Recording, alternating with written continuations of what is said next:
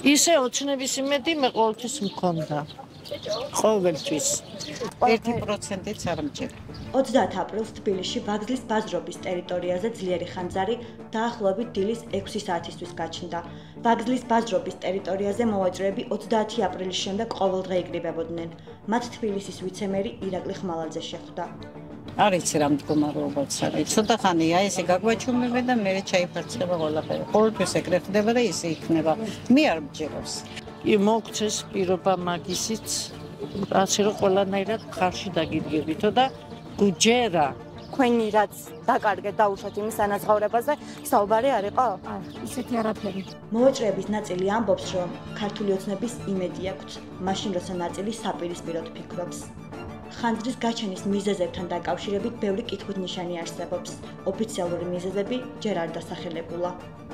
დაზარალებულები დახმარებას ითხოვენ, თუმცა რამდენ ხანს მოუწევთ ლოდინი და მიიღებენ თუ არა საჭირო დახმარებას, ამის შესახებ პასუხები უცნობია.